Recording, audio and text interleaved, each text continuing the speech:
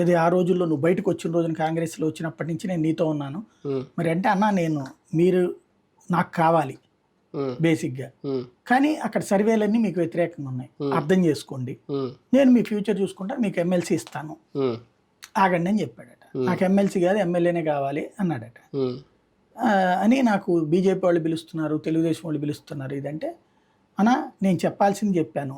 ఒక కాన్సెప్ట్, మీరు ఎక్కడున్నా బాగుండాలని కోరుకుంటారు, మీరు నా బాగా కోరుకుంటారు, నేను ఎక్కడున్నా మీరు బాగుండాలని కోరుకుంటాను, అర్థం చేసుకోండి అని చెప్పి దండం పెట్టేశాడు. కథం.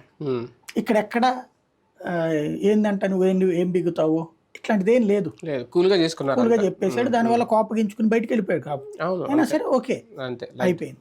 ఈయనదేంటి, ఎవడైనా రెబల్ అయ్యాడా నేను చూసుకుంటా, నేను నీకు ఏమైనా చెప్పానా, నేను మాట్లాడుతున్నాను కదా, ఇంకా సర్వే చేపిస్తున్నా, వాడితో సర్వే చేపిస్తున్నా, వీడితో సర్వే చేపిస్తున్నా, కొత్త రిపోర్ట్ రావాలి, ఎందుకు అలా భయం, మొహమాటం, భయం, రెండు కూడా.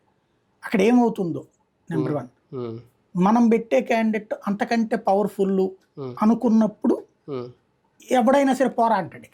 అంతే కదా ఆయన తను అనుకునేది డబ్బు గనక ఇప్పుడు ఈయన పెట్టే క్యాండిడేట్ కంటే డబ్బులు ఎక్కువ పెట్టగలిగి అవతల క్యాండిడేట్ కంటే మంచి పేరు ఉంది అంటే గనక అవతల వాళ్ళు ఏదైనా మాట్లాడితే పని చూసుకోపోమంటాడు. లాస్ట్ మినిట్ లో